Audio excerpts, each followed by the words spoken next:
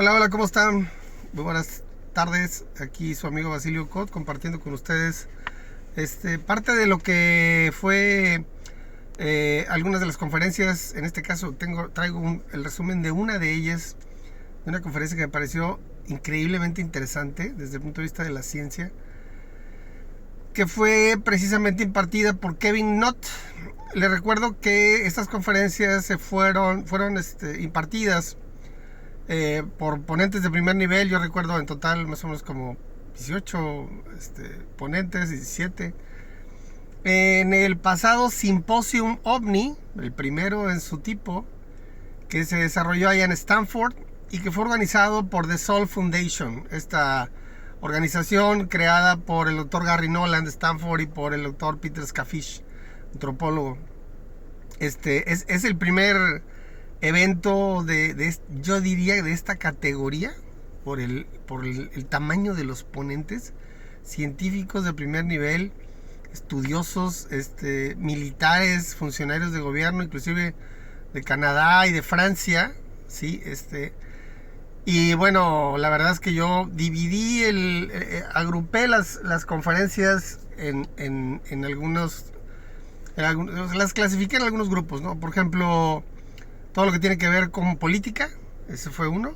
Los que tienen que ver con religión, que fueron 3 conferencias que le compartí en el video anterior. Y también en la ciencia, que en el tema de la ciencia hubo bastantitas que estuvieron padrísimas. Y elegí esta primera, que es la de Kevin Knott. Este hombre tiene una formación de licenciatura en física y matemáticas por la Universidad de Wisconsin. Tiene una maestría en física por la Universidad de Montana y un doctorado en física con especialidad en matemáticas por la Universidad de Minnesota. Es profesor asociado de física de la Universidad de Albany y tiene investigaciones sobre la física de la información y los fundamentos de la mecánica cuántica. Ha colaborado en el Centro de Investigación AMES de la NASA y es vicepresidente de la organización que se llama WAPX, que es una organización sin fines de lucro para la realización de investigaciones de campo sobre ovnis, sobre WAPs. Está afiliado también en la parte de investigación al proyecto Galileo de este astrónomo Avi Loeb, allá en Harvard, que también está haciendo un gran trabajo desde el punto de vista del monitoreo del espacio aéreo mundial del planeta y la órbita cercana en el espacio exterior para detectar tecnología no humana, ¿sí? Entonces, bueno, este es el contexto general de este primer ponente, que el día de hoy le traigo este resumen. He tomado notas porque son aspectos técnicos, ¿sí?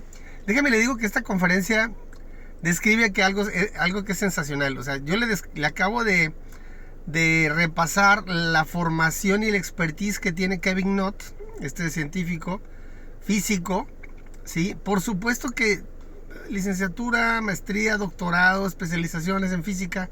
O sea, el señor sabe de física, sabe hacer cálculos en temas de matemáticas y mecánica cuántica, física de la información.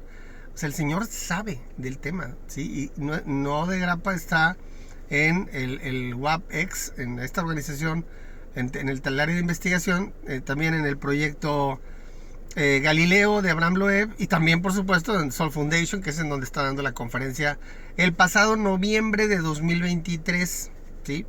Entonces es importante que tenga esto claro, ¿verdad? Porque bueno, las conferencias salieron hasta este año, apenas las pudieron difundir este año, y pues yo con el trabajo que tengo, ¿verdad? Pues en mi tiempo libre he ido viendo poco a poco y tomando notas. Entonces, en este caso en particular, pues las notas son abundantes, entonces usted entenderá que para no equivocarme, no la tengo toda en la memoria, pues me voy a estar apoyando en mis notas. Básicamente lo que hace Kevin Knott, le decía, es analizar la física del comportamiento de los ovnis. Eso es lo que hace. Ahora, ¿qué dice Kevin Knott? Le recomiendo que ponga atención a usted a los ejemplos que le traigo, que Kevin Knott nos compartió en los análisis, ¿sí? Porque esos análisis están fundamentados en sensores, en radares, en instrumentos, tanto de tierra como de aire. O sea, el señor no está partiendo de la base de un testimonio de alguien que vio algo, no. Él está considerando la data los datos que hay en ciertos equipos, instrumentos, sensores, etcétera, que se han utilizado para monitorear el comportamiento de algunos ovnis en algunos incidentes específicos. Entonces me voy a empezar a compartirle todos estos aspectos que Kevin Knott nos hizo favor de compartir desde sus análisis. En primer lugar, dice que es escéptico de las personas que dicen que atestiguaron un objeto anómalo, pero también de los científicos que dicen que no es posible porque conocen la física y no puede ser cierto lo que los testigos dicen. O sea, él es escéptico de que de pronto alguien llegue y dice, oye, vi un ovni que hizo esto. Pero también es escéptico de un científico que dice, no, eso no es posible porque la física no lo tiene considerado. No está dentro de la física como la conocemos. Entonces, ambos aspectos pues tienen su cuestionamiento, ¿no? Entonces dice, se pregunta si los científicos realmente conocen la física. Porque realmente no tenemos aún una teoría cuántica de la gravedad, o sea, una teoría unificadora de la física cuántica y de la teoría de la relatividad de Einstein, una teoría que realmente unifique las dos posturas, tanto la de la física cuántica, que es el microcosmos, como la relatividad, que es el macrocosmos, y andan buscando la explicación a través de la gravedad cuántica, y bueno, pues ahí están enfrascados en cálculos, hipótesis, discusiones, debates, etcétera, porque todavía no la encuentran. O sea, todas las hipótesis que se han establecido, está la teoría de cuerdas, está la teoría del bosón, por supuesto los amigos de Harvard, y lo de la gravedad cuántica. Entonces no es sencillo, les falta información, y en este contexto el término gravedad cuántica, por ejemplo, pues es un término que realmente tiene muchas áreas de oportunidad para poderse demostrar y explicar, ¿sí? Les recuerdo que esas teorías, algunas de ellas, hablan de más dimensiones que las que nosotros conocemos. Entonces, por eso, si no las podemos percibir, pues ¿cómo vamos a poder explicarlas en una teoría? Entonces, dice Kevin Knott, dice, sabemos que la mecánica cuántica afecta el electromagnetismo. Dice, por ejemplo, y si es así, debe de afectar a la gravedad también. ¿Sí? O sea, ese es su razonamiento. Pero realmente no se sabe cómo lo hace. Le decía, están enfrascados en ese tema, ¿no? Dice que no existe la física anómala. O sea, eso de que es una anomalía fuera de la física, no existe. Lo que existe es la física, ¿sí? Pero que no conocemos los principios y fundamentos de la física que están detrás de la ingeniería y el desempeño de los ovnis. Esto es padrísimo. Hace un repaso de las 5 observables que se definieron en el programa AATIP, cuyo director era Lou Elizondo, ¿sí? Y que concluyó con la salida de Lou Elizondo ya en 2017, aparentemente. Ahora resulta que esas 5 observables, que ahorita se las voy a repasar, son 5 observables más una más. Ya le agregaron otra más, y ahorita le voy a decir cuál es, que no es cualquiera, no es un tema menor. En primer lugar está la antigravedad, o la elevación positiva. O sea, ¿cómo es posible que un objeto con masa de pronto pueda estar suspendido en el aire sin tener ningún medio de propulsión o de sustentación? Entonces, esa es la primera observable. Si tú observas un objeto con masa que está suspendido en el aire, inmóvil, y no tiene ningún tipo de método de sistema de propulsión, estás presenciando un objeto que es anómalo. La aceleración instantánea. Ya le había dicho yo que la aceleración es un proceso físico, ¿sí? Que tiene que vencer con la fuerza, tiene que vencer la inercia al principio y se va lento, y luego va incrementando la aceleración hasta alcanzar una velocidad determinada. No existe la aceleración instantánea. O sea, si tú aplicas a una masa una fuerza tal para una velocidad muy alta, y esperas que ese objeto acelere instantáneamente, lo más probable es que lo destruyes. Es lo mismo que si aplicas una fuerza de un coche a 200 km por hora contra un muro de granito, ¿sí? El empuje que te da una fuerza para tener una aceleración instantánea compromete la estructura de cualquier objeto, ¿sí? Pero nomás para que lo tengamos presente. Entonces, antigravedad, aceleración instantánea, velocidad hipersónica sin firmas. Esa es el tercer observable. La velocidad hipersónica, le recuerdo a usted que la supersónica es hasta 5000 km por hora, Y la hipersónica es sobre 5.000 kilómetros por hora. 5.000, 7.000, 10.000 kilómetros por hora, etc. Pero le agregan una característica que dice sin firmas. ¿A qué se refiere sin firmas? Pues no son las firmas que usted y yo hacemos para algún papelito, no. Las firmas se refieren a ese rastro que deja un objeto al que se le está aplicando una fuerza para acelerarlo. ¿Sí? Que pueden ser firmas térmicas. Por ejemplo, los aviones dejan firmas térmicas. ¿Sí? Un globo aerostático deja firma térmica, porque pues, el aire es caliente. O alguna señal de microondas, de radio, etcétera, ¿no? Entonces, hay una evidencia de que hay una aceleración, hay una fuerza que está aplicando, ¿verdad? Un esquema de propulsión. Y cuando tú tienes velocidades que superan los 5.000 kilómetros por hora, o sea, ya son hipervelocidades, y además no tienen firma, pues la pregunta obligada es ¿cómo lo hacen? ¿Cómo pueden hacerlo? ¿Cómo es posible? O sea, si ve usted los cohetes ahora de SpaceX, que los hemos visto despegar de una forma maravillosa, siempre es un gran espectáculo. Pues todos los tanques de hidrógeno que traen y toda esa expulsión de energía con la combustión del hidrógeno, para poder llevar ese monstruo de masa hasta el espacio rompiendo la gravedad, pues ahora imagínense cómo es posible que un objeto pueda tener ese tipo de aceleraciones, ¿verdad? Es impresionante. Entonces ese es el tercer observable, la hipervelocidad sin firma. Ahora, ¿cuál es el otro? El otro observable, y nos referimos particularmente a la capacidad transmedio. Ya le he explicado aquí qué significa la capacidad transmedio.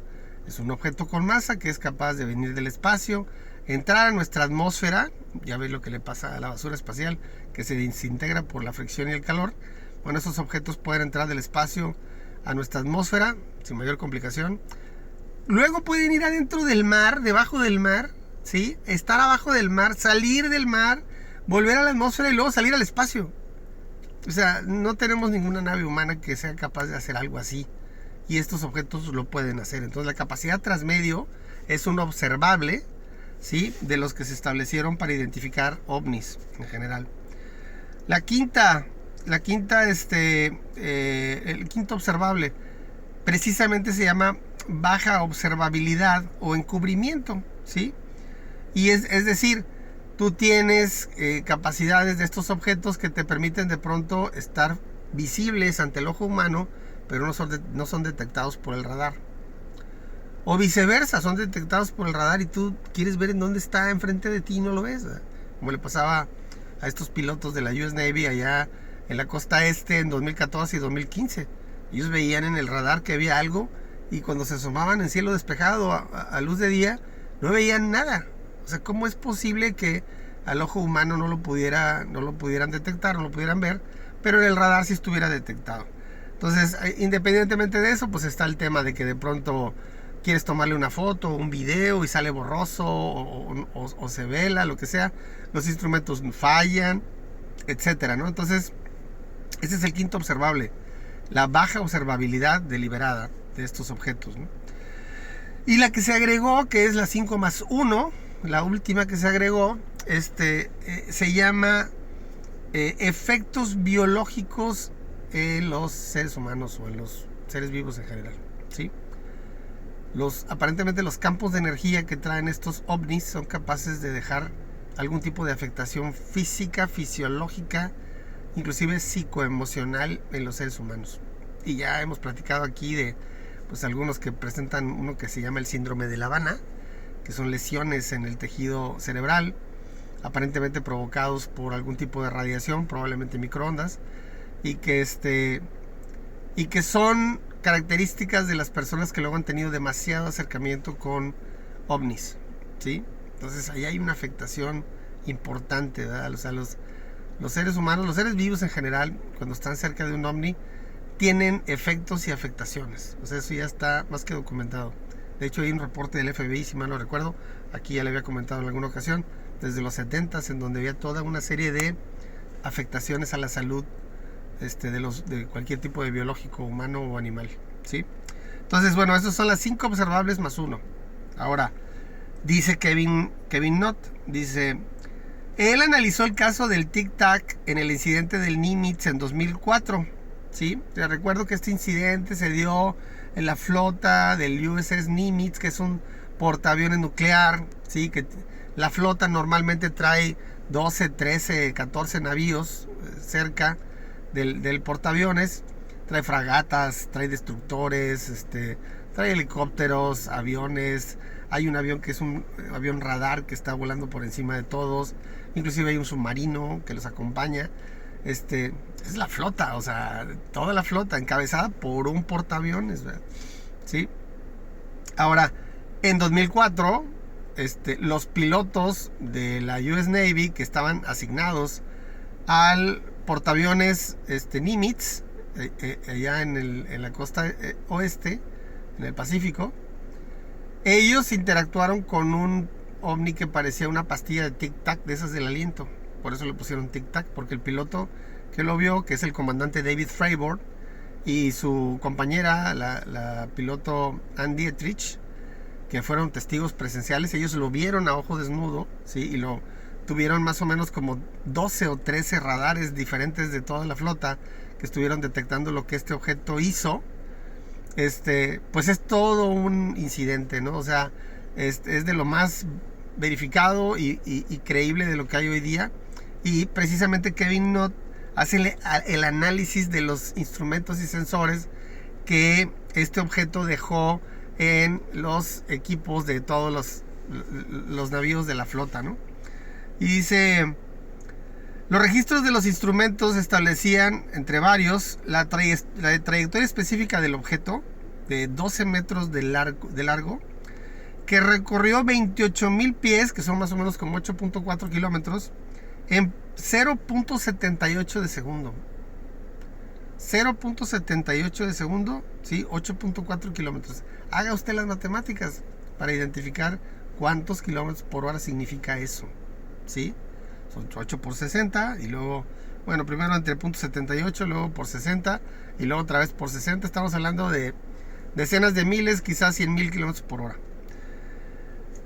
Kevin Knott hace el análisis de la cinemática del objeto, el movimiento, y calcula una aceleración que involucra 5,000 G de aceleración, ¿sí? Afirma que ningún ser biológico e inclusive ninguna aeronave o estructura podría sobrevivir a esa aceleración, ¿sí? Los seres humanos, o sea, de pronto si tienen afectaciones graves cuando hay muchas fuerzas G involucradas en la aceleración. Si mal no recuerdo, creo que los aviones con apenas 15 fuerzas G pierden las alas, por ejemplo. O sea, y los seres humanos se les fracturan las costillas, se les sangra, se les derrama los ojos, se sofocan por la presión. O sea, las fuerzas G es la velocidad con la que atrae la masa la gravedad de la Tierra. Entonces lo convierten en aceleración para que usted se dé una idea de lo que afecta, ¿sí? Ahora dice, Kevin Knott continúa con el análisis del incidente del Tic Tac, que por cierto está en mi canal de YouTube, ahí lo puede usted observar, el incidente del Nimitz. Pone como ejemplo que las alas de un F-35, que es un avión de la Fuerza Aérea Norteamericana de última generación, o sea, es de lo más moderno que hay. Les recuerdo que los aviones que traen los portaaviones son F-18, ya hay un F-22 que todo su equipamiento está clasificado, o sea, no sabemos qué trae de equipamiento. Pero el F-35, sí, es otra cosa, o sea, es un avión de lo más moderno que usted se pueda imaginar, que por cierto, aparentemente fue uno de los que derribó al objeto de Alaska, que aparentemente no era un globo chino, en febrero del año pasado, sino más bien era como algún ovni, aparentemente. Entonces, imagínese usted, ¿sí?, la comparación que hace Kevin Knott entre un F-35, ¿sí?, en el que las alas de un F-35 se rompen con apenas 13 fuerzas G de aceleración, y estos objetos presentaban 5,000 G y no les pasaba nada. ¿Cómo es posible? Y considerando apenas la 10ª parte de la masa que tiene un avión caza F-18, fíjese nada más los cálculos que hace Kevin Knott, que me parecen sensacionales. Por algo el señor es experto, ¿eh? Dice, considerando apenas la 10ª parte de la masa que tiene un avión caza F-18, ¿sí? Que mide más o menos como 10 metros de largo, un poquito menos, ¿sí? Calcula que la energía requerida para este tipo de aceleración debería de estar sobre los 1100 gigawatts. 1100 gigawatts, para que usted se dé una idea, es 10 veces más la producción total de energía nuclear de los Estados Unidos. En un objeto de 12 metros. ¿Cómo le hizo? ¿Qué tipo de fuente de energía tiene un objeto capaz de generar una explosión de energía para una aceleración instantánea que genera 1100 gigawatts? O sea, es impresionante los cálculos. Y bueno, estamos hablando también de un científico de la época de los cohetes, se llamaba Hermann Oberth, allá por mediados de los 50, que dio una conferencia sobre ovnis en aquella época y que establecía que había registros donde los ovnis podían viajar hasta 42,000 millas por hora, es decir, ya convertido a kilómetros son 67,600 kilómetros por hora. Mencionó que ese científico dijo que si tuviera 4 o 5 registros que confirmaran esa velocidad, necesitaría más para estar seguro. Pero fíjese lo que son las cosas. No se tuvieron 2 o 3 más, ¿sí? De hecho, se tuvieron 50 registros que confirmaron, ¿sí?, la velocidad que tenía este objeto a mediados de los 50. Entonces, los datos están más que verificados y validados, ¿sí? Entonces, ¿cómo es posible que un objeto en aquella época, en los 50, que no estamos hablando de hipervelocidades, ¿verdad?, ni mucho menos, pudiera alcanzar 67,600 kilómetros por hora de velocidad? O sea, es impresionante. Y comentó también sobre otro caso, el de la base aérea Minot de la Fuerza Aérea, que la base Minot está ubicada en Dakota del Norte, en Estados Unidos, que por cierto cuenta con misiles nucleares. En la madrugada, estamos hablando del 24 de octubre de 1968. Yo tenía 4 años, 1968, 68. A las 3 de la mañana, ¿sí?, la base Minot fue alertada por la presencia de 2 objetos luminosos en el radar de la base. De inmediato los operadores de la torre de control de la base alertan a un B-52, ¿sí?, que es un avión grande, que se aproximaba a la base en trayectoria de aterrizaje, y se lo comunica, le dicen, oye, estamos observando 2 objetos luminosos en el radar, revisa el tema, ¿no? Entonces el gran avión da un giro de 180 grados y ambos radares, tanto el de tierra como el del avión, detectan un objeto que mantiene su distancia respecto al avión a menos de 5 kilómetros y le acompaña en su descenso. Durante un lapso en el que el radar hace su giro completo, les recuerdo que estos radares antiguos eran así de, pues, están dando vueltas y están mandando la señal y luego la reciben. Entonces toda la vuelta completa tarda 3 segundos en esa época. Estamos hablando del 68. Entonces cuando el radar detecta el objeto, en la siguiente vuelta, fíjese nada más qué cosas. El objeto se acercó tanto al avión que ya estaba a 1.6 kilómetros. Fue descrito con forma de huevo, con un resplandor como de lava intensa, que por cierto es una descripción muy común en algunos de los incidentes, particularmente en la costa este, ¿sí?, con el USS Roosevelt, acá por los 2014, 2015, que el objeto, su fuselaje, pareciera como si fuera lava que se está moviendo, o sea, a naranja, rojo, etcétera. Imagínense el espectáculo que debe de ser seguramente. Entonces, dice Kevin Knott, dice, la aceleración que se calcula para este objeto por su registro en el radar fue estimada, fíjense, nada más y nada menos que 209 G, ¿sí?, que es más o menos como Mach 12 o unos 15,000 kilómetros por hora. También se refirió al caso del capitán Terauchi, ¿sí?, que en un avión de carga, esta historia la tengo descrita en uno de mis videos en mi canal de YouTube, Basilio Cod, ahí lo puede usted encontrar. El capitán Terauchi conducía un es un 747 de carga de la Japan Airlines. Estamos hablando del año 1986, no está tan antiguo. Este avión volaba sobre Anchorage, en Alaska, ¿sí? Noviembre de 1986, ya era de noche. Un ovni del tamaño de un portaaviones, o sea, estamos hablando más de 200 metros de largo, siguió por 50 minutos al Boeing 747. De acuerdo a los cálculos basados en los registros de radar, que son varios, les recuerdo que en ese incidente no solamente estaban los del avión, también estaban los de Anchorage, los de la torre de control de Anchorage, pero también estaban los de NORAD, porque el de la torre de control de Anchorage le avisó a NORAD, que es el comando del Atlántico Norte, comando aéreo del Atlántico Norte. Está en Estados Unidos, si mal no recuerdo está en el estado de Nevada, que es más o menos el centro de Estados Unidos. Entonces, de acuerdo a los cálculos basados en los registros de radares, se identificaron lo que los analistas llamaron brincos de aceleración del ovni mientras seguía el avión. 3 de esos brincos, que en total fueron 11 los que se detectaron, pero 3 de esos brincos en particular, en donde el objeto hace ¡pum!, se mueve rápido, ¿sí?, excedían los 9000 G. 9000 G, o sea, el anterior, que era ya sorprendente, eran 5000 G. 9000 G es impresionante. Y luego el objeto era del tamaño de un portaaviones. Imagínense la masa para mover eso.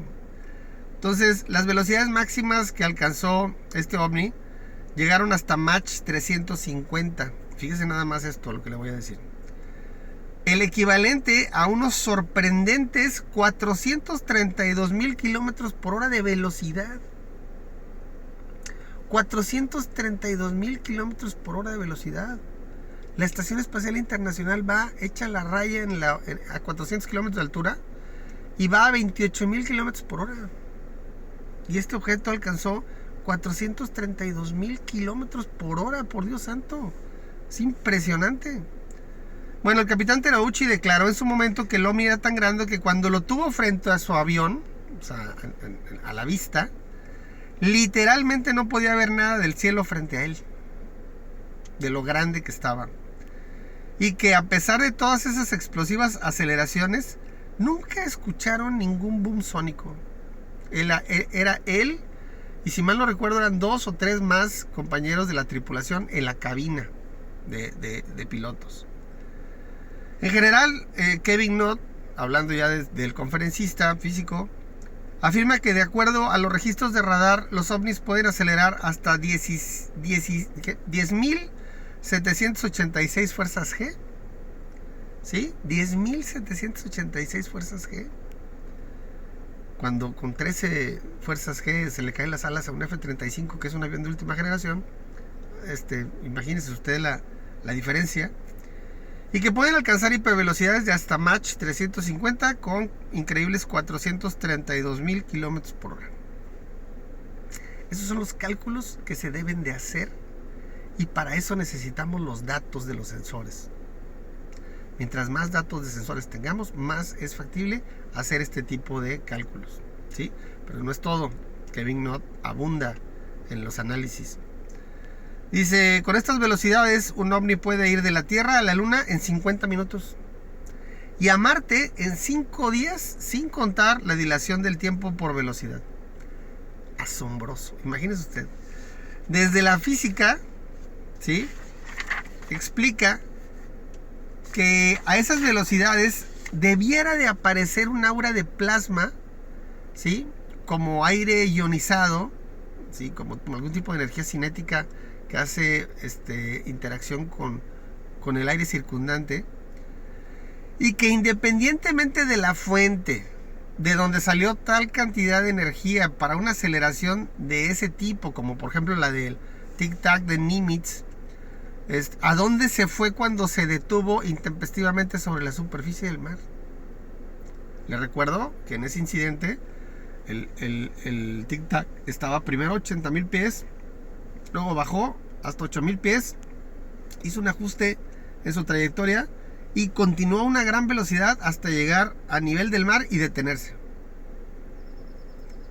O sea, ¿cómo es posible que después de esa aceleración y esa velocidad, llegues y te detengas como si nada. O sea, todo lo que estaba adentro se hubiera hecho mermelada. O sea, es impresionante lo que describe Kevin Knott, ¿no? Imposible. Tal dispersión de la energía acumulada en ese nivel de aceleración debió de haber provocado una explosión equivalente a la de 2 misiles de crucero Tomahawk, que son los que usan en los destructores y en las fragatas norteamericanas, ¿no? La US Navy. Sin duda es una gran anomalía el que no se presenten estos efectos que desde la física debieran de presentarse, ¿sí? Y no solo en estos casos, sino en muchos otros que se han reportado. Inclusive yo le compartí aquí en nuestra zona sur de Tamaulipas algunos de ellos en los videos que están en mi canal de YouTube. Siguiendo con su análisis, el físico Kevin Knott y sus cálculos explica que con una aceleración constante de 1000 fuerzas G podrías alcanzar el 90% de la velocidad de la luz en 17 horas. O sea, desde estar detenido hasta 17 horas después alcanzar el 90% de la velocidad de la luz. Pero bueno, recordemos que en el caso del Tic Tac la aceleración era de 5000 G. Y en el caso de la del Boeing 747 de Japan Airlines llegó a ser hasta de 10.000 G. Evidentemente alcanzarían el 90% de la velocidad de la luz en mucho menos tiempo. ¿Sí? 10 veces menos. 1.7 horas probablemente.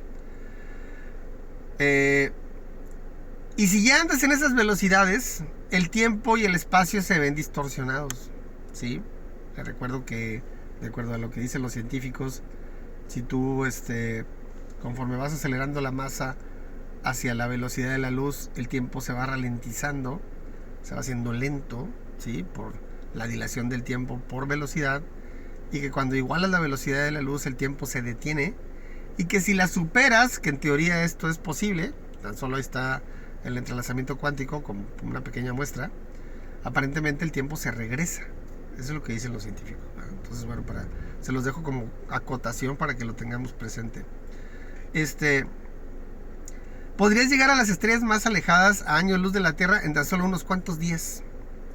Luego después, fíjese lo que hace Kevin Knott, analiza 3 fotos de ovnis muy luminosos y los cálculos es que alcanzan desde los 2000 hasta los 30.000 megavatios. O sea, la luminosidad puede llegar a alcanzar hasta 30.000 megavatios. Inclusive en casos de fotos en que se ve mucha luminosidad en el ovni, pero no tanto en las nubes, pudiera ser menor la cantidad de megavatios. Pero ¿para qué iluminar a la cámara que tomó la foto donde quiera que esté? No tiene sentido. O sea, estás viendo un objeto en el cielo que tiene una luz de 30.000 megavatios, pero que esa luz no está iluminando las nubes alrededor, pero sí te está iluminando a ti. ¿Cuál es el caso? No tiene sentido. O sea, ese es un tema que es un misterio. Actúan como si la energía les sobrara, como si pudieran hacer hasta más si quieren. O sea, es increíble. Ahora, esto independientemente de que no les importa consumir tal cantidad de energía, a menos que sea algo derivado de sus sistemas de propulsión, ¿sí? O sea, por ejemplo, si sus sistemas de propulsión son basados en física cuántica, en energía nuclear, pues a lo mejor esa energía les sobra, ¿sale? O sea, no la ocupan. Es el efecto colateral o la consecuencia de utilizar ese tipo de propulsión, pero bueno, realmente no sabemos la respuesta. Explica Kevin Knott la dinámica en los casos en que los ovnis han hecho que los vehículos detengan su motor y lo reinicien cuando se van. O sea, ¿qué estamos hablando? Estamos hablando de que por ahí en mi canal de YouTube hay un tan pequeño que tuvo un incidente de este tipo, ¿sí? Cuando tenía como 15 años, allá en una carretera rumbo a Acapulco. Media mañana van varios carros en la carretera federal y de pronto todos los carros en la carretera federal se matan. Así se paran. Y pues se tienen que orillar, ¿verdad? Todos, eran como 3 si mal no recuerdo. Y vieron un ovni salir de un barranco, ¿sí? Ahí está la historia, puede usted checarla, es impresionante la historia. Entonces dice, Lo que dice Kevin Knott es que hay ovnis que apagan los motores de los vehículos, pero que cuando el ovni se va, el motor se vuelve a encender solo. ¿Sí? ¿De qué estamos hablando? Estamos hablando de que algo pasa en el motor que no necesitan que le vuelvan a dar la llave. ¿Sí? No todos los casos, pero sí ha habido casos. Entonces, ¿qué es lo que hace Kevin Knott? Pues vamos a analizar qué pasa con esto, ¿verdad? Y él llega a la conclusión de que el campo de electromagnetismo que surge del ovni es capaz de provocar eso en un motor de gasolina. Por el tema ¿cómo se llama? Del solenoide, el sistema eléctrico, la bujía, etcétera, que eso lo puede hacer porque se genera otra vez la chispa y se enciende el motor. Pero bueno, estamos hablando de cosas que no sabemos, no estamos especulando. Sin embargo, dice Kevin Knott, la estadística indica que solo el 10% de los vehículos que reportaron que su motor se detuvo ante la presencia de un ovni pudieron reiniciarse, el resto no lo hizo. ¿Sí? Entonces estamos hablando nada más de un 10%. Pero ¿por qué en ese 10% se da esta anomalía? Es extraño. Lo anterior pudiera deberse a la cantidad de energía y la configuración de los circuitos y sistemas eléctricos de cada vehículo que puede cambiar esa dinámica. Es evidente que todas estas características hablan de una cantidad enorme de energía, que ya sabemos que estos ovnis tienen esas capacidades. Analiza también, ¿sí? Le dije que eran varias aristas de sus análisis. Analiza también la física que permite a los ovnis transitar en diferentes medios, por ejemplo el aire y el agua. Y usa el ejemplo de un video de un ovni en Aguadilla, Puerto Rico, que entra y sale del mar, ¿sí? Sin que su velocidad, que aproximadamente era de alrededor de 160 kilómetros por hora, ¿sí? Iba como un coche, se vea mayormente afectada. Entonces vas a 160 kilómetros en el aire y luego te metes al agua, es imposible que puedas seguir con la misma velocidad. O sea, de hecho, a 160 kilómetros por hora te metes en el agua y chocas, se destruye la nave por la tensión superficial del agua. Es física, a propósito de físicos, ¿verdad? ¿Sí? Y también acelera en algunos otros casos, ¿no? Habló también del caso de la fragata de Nueva Zelanda que se llama Southland, que este caso fue en 1987. Fíjese lo que hacía la fragata. La fragata salía a mar abierto y hacía ejercicios en los que llegaba a cierto punto en el mar, daba la vuelta y de regreso encendía el sonar para ver si algún uso, ¿sí?, los estaba siguiendo. Les recuerdo que es un uso. Un uso es el acrónimo de objeto submarino no identificado. ¿Sí? Usos. Sí, bueno. Esta fragata era lo que hacía. O sea, salía a mar abierto, daba la vuelta, prendía el sonar para ver si lo venían siguiendo por debajo del agua. ¿Sí? ¿Por qué hacía eso? Hay que preguntarse por qué hacía eso. De hecho, esa parte del Pacífico hay muchas historias relacionadas con ovnis y con objetos submarinos no identificados. La mayoría de los objetos submarinos no identificados detectados por esta fragata Southland, normalmente uno y a veces dos, no necesariamente eran fácilmente detectables por su tamaño, probablemente eran pequeños, ¿sí? Además de que cuando la fragata se acercaba a las aguas cercanas a la isla, una bahía, los objetos submarinos no identificados abandonaban el seguimiento de la fragata, o sea, se regresaban a mar abierto, ya no seguían a la fragata. Sin embargo, fíjese qué chulada, en febrero del 87, a 280 kilómetros al noreste de la isla más al norte de Nueva Zelanda, se encuentran con un objeto submarino no identificado de grandes dimensiones. De acuerdo, cuando están en el sonar, si viene de frente a ti, pues tú lo ves nada más así, imagínese que usted ve un cigarro así de frente, pues nada más ve el círculo, ¿sí? Pero cuando lo voltea, pues usted ve que es un cigarro. Entonces, la fragata hacía movimientos, giros bruscos, para que el sonar pudiera identificar no solamente el grosor y lo alto del objeto, sino lo largo. ¿Qué tan largo era? Entonces fíjese las dimensiones de este objeto submarino no identificado que los estaba siguiendo, que estaba siguiendo a la fragata ese febrero de 1987. El objeto tenía 45 metros de ancho y nada más ni nada menos que 240 metros de largo. 30% más grande que un submarino nuclear clase Tifón, que miden 175 metros de eslora o de largo. ¿Sí? 30% más grande, debajo del agua. El objeto submarino no identificado siguió a la fragata a una distancia de 20 kilómetros, o sea, estaba 20 kilómetros lejos. E inclusive la siguió durante giros abruptos en velocidades de hasta 52 kilómetros por hora. O sea, la fragata hacía los giros bruscos y el objeto submarino no identificado también los hacía, ¿sí? No dejó de seguir la fragata, inclusive cuando llegó a las aguas cercanas a la isla. A diferencia de los otros chiquitos que se regresaban al mar abierto, este objeto submarino no identificado muy grande, ¿sí? Lo siguió hasta ya cercano a la bahía, en Nueva Zelanda.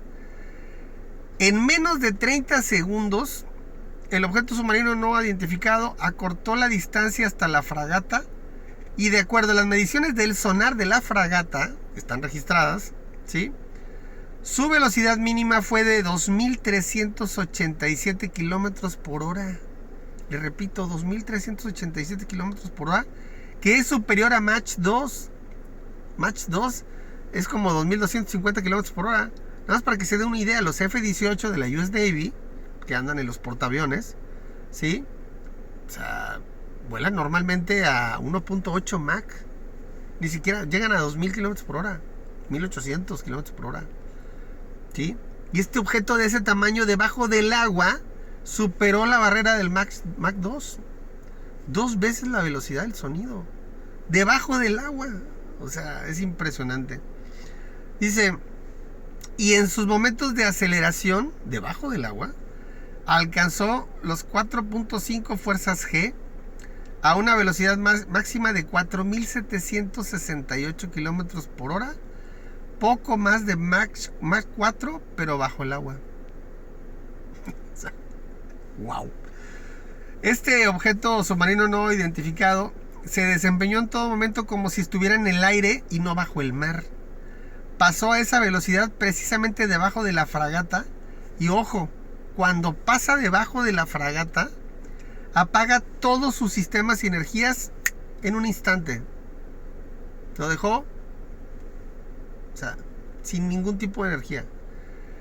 Por supuesto que las baterías quedaron completamente sin carga y deja a la fragata a la deriva, ciega y sorda. O sea, no hay manera de que se puedan comunicar. No podían pedir ayuda. Y afortunadamente, después de 4 horas que apareció un barco pesquero al que le hicieron señales, fue que pudieron rescatar a la tripulación de la fragata. Un dato relevante es que el sonar es un instrumento que, como el radar, emite ondas que al rebotar en objetos sólidos regresa y determina distancia y tamaño. Si el sonar, fíjese el razonamiento que hace Kevin Knott. Si el sonar podía estar identificando el objeto todo el tiempo, significa que era sólido. Pero la pregunta obligada entonces es, ¿por qué no parecía estar interactuando con el agua circundante? ¿Por qué no hacía marejadas u oleaje? ¿Por qué cuando pasó por debajo de la fragata no la movió? O sea, son cosas que quedan sin respuesta, ¿verdad? Luego compartí una tabla en donde se detallan que desde 1879, estamos hablando del año 1879, existen registros de incidentes en que objetos extraños pueden ir del aire al mar y del mar al aire sin mayor afectación. Esto es muy antiguo y sus capacidades no han cambiado. Estamos hablando de los ovnis. Estamos hablando de 1879, en donde los objetos hacían maniobras y tenían capacidades igual a las que tienen hoy. ¿Sí? Entonces, cuando la gente dice, no, son naves secretas chinas o rusas o norteamericanas o son drones de última generación, papá, no, tienes que meterte a ver historia. La historia habla de que estos objetos ya lo hacían hace siglos, ¿sí?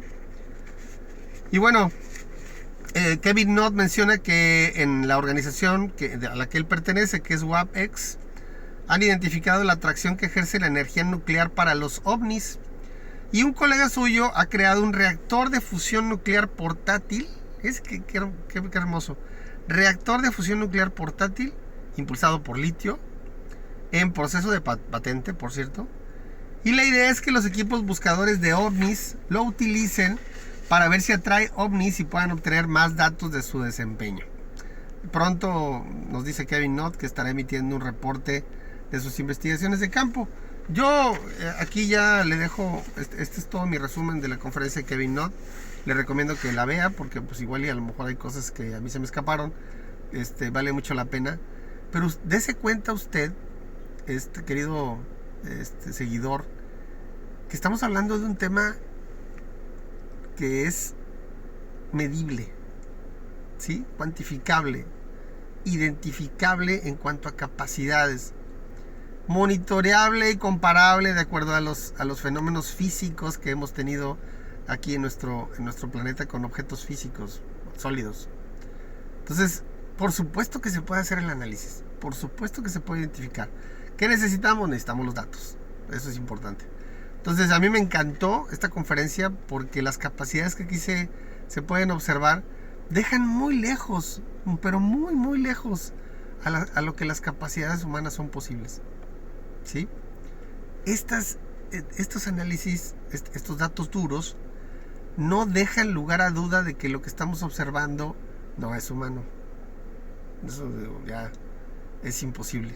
Entonces ahí se los dejo de tarea para que lo consideren. Si ustedes gustan, luego pueden regresarse en algún momento del video para ver los números nuevamente. Y por favor investigue. Si no me cree, métase a Google. Cheque cuánto es un Mach 2, un Mach 4. ¿Sí? Cheque las velocidades que pueden alcanzar los submarinos más veloces debajo del mar para que usted vea la diferencia de capacidades. ¿Sí? Ningún submarino humano puede ir a Mach 4 debajo del mar. O sea, no pueden. Es imposible, ¿sí? Tampoco pueden ir del cielo al mar y viceversa. O sea, no pueden hacer eso. Entonces se los dejo ahí para que lo analicen. Esta es una evidencia clara de que con lo que estamos lidiando es algo que tiene muchas más capacidades que la que nosotros podemos imaginar siquiera ahorita. Le mando muchos saludos y le deseo mucho éxito. Que esté bien. Hasta luego.